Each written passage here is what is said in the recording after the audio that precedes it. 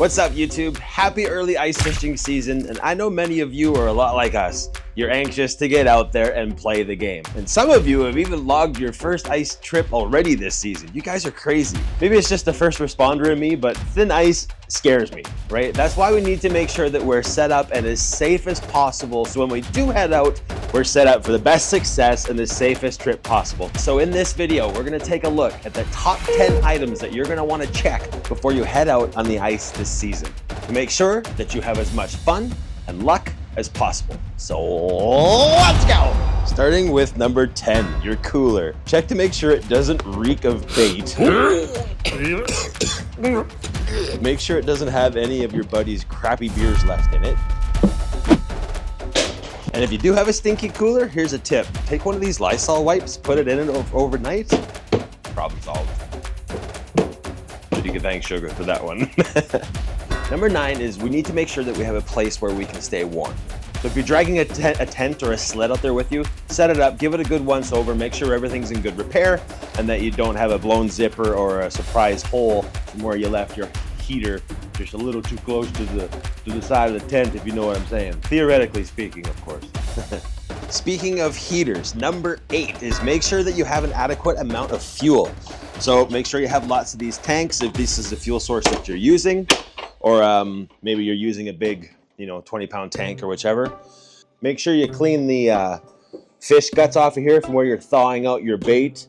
Make sure you clean the grilled cheese off here. Don't you dare try to make me think that we're the only people that have tried to cook a grilled cheese sandwich on these things. It works, in case you're wondering. Grilled cheese without margarine. MacGyver and some stuff. The guys who said they didn't need much food keep asking me to cook some food. We definitely use and recommend these buddy heaters. There's a little buddy, there's a big buddy. In fact, there's 5 or 6 extra add-ons we've seen at Cabela's this last week while we were there. If you're an ice fisherman, you gotta get yourself one of these, but I've already got one, so that's definitely off my list. And you'll see them everywhere because they're awesome little heaters. So if you don't have one, definitely consider one. And while we're talking about staying warm, number 7 is your winter clothes. We all know that layers are your best friends, and nothing wrecks a day on the ice worse than cold hands or feet. Take them out, wash them, get them ready for the season. That way you're ready to go. Make sure you get your supply of hot paws that go in your boots or in your gloves. Those work awesome. Number 6 is tackle. Go through your tackle. Pull off all the old dried minnow guts. Oftentimes, it's only necessary to bring a small portion of your tackle box out with you. That's why these trays work really well, because you can bring them all in your kit or just bring out individual trays. So we use and suggest those for sure. Number 5 is your sonar or your electronics. Just make sure that your software is up to date and that you have the appropriate stuff installed before you head out onto the ice, so that you're not there sitting there like, damn it. I'll show you our little setup that we use. This is the Hummingbird ice kit and a 12-volt battery. Make sure that these are cycled and charged, ready to go. Your transducer's back here, the little foam piece, etc. And your battery sits right in there. It's a nice little piece. Number 4 is your auger. Now, whether you're running a gas or a propane model or a fancy electric model, number 1 when it comes to your augers is make sure that you have properly sharpened blades or a new set of blades on your auger. We recommend changing them every couple seasons because nothing's worse than getting out there and trying to drill a hole with dull blades. It really sucks and takes a lot of the fun out of it. But just make sure you got a brand new set of blades or a properly sharpened set of blades, and make sure you got fuel, and yeah, give it a test fire, make sure everything's ready to go.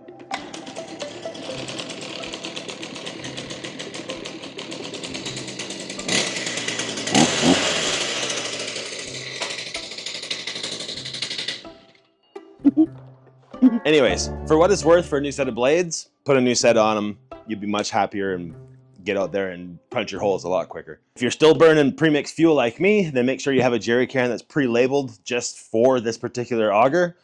So that way it doesn't get mixed in with your generator fuel or your lawnmower fuel or your go-kart fuel or your boat fuel or your hang glider fuel or your ultralight fuel or your drone fuel or your truck fuel or your car fuel, your SUV fuel. That's about it. Oh my goodness. Yes.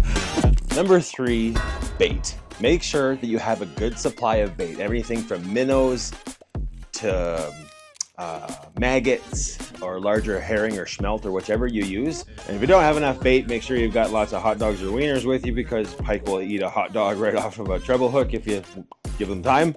If you're going to be using tip-ups, make sure you take the time to check the spools. You can see I got a rat's nest here. Make sure that you take the time to inspect your tip-ups. These lights are totally required if you ever out at dark or just before dark or even after dark. You've got to get a tip-up light. These things are amazing. 65 centimeters.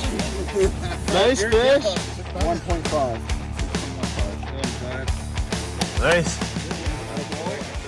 And check your line out, right? You don't want to get out there, go through all the effort of going out there, punching holes, sitting there all day, freezing your hookers off, just to lose a fish because you didn't check the line. Make sure that these tip-ups are taken care of and that you store them properly in something like this, because it changes the game when everything is neat and clean and tidy. The less time you spend untangling things, the better. Number 2, very important. Make sure you take a look at the weather, the forecast coming up, and plan your trip so that you can get home safely.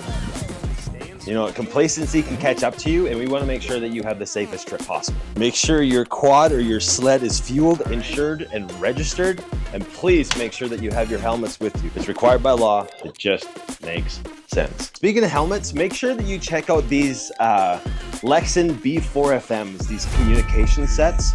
Alpha team, we've been ambushed. Send back up. Ask anybody that's ever used them. They'll swear by them for sure. I just haven't got around to putting this new set on my helmet just yet. Must-haves. Check them out. The Lexin B4FMs. Make sure they have all the insurance, registration up to date on your UTV or your sled. You have your helmet with you, and you're good to go. It's ice season, guys. This is freaking exciting. I love this. And the most important thing of all, number 1, go out there and enjoy playing the game. Yeah. That's what I'm talking about. Lastly, I just want to say thank you to the thousands that have subscribed already. And if you've seen something that you like these comm sets, you can get everything linked up down in the description below. Any purchases you make go to help support Bloodline Adventures on our channel. Thanks so much for watching, for being super fans. Stay safe out there, have fun, catch big fish. I'm Bryce from Bloodline Adventures, and I'll see you in the next video. Woo! Let's go fishing!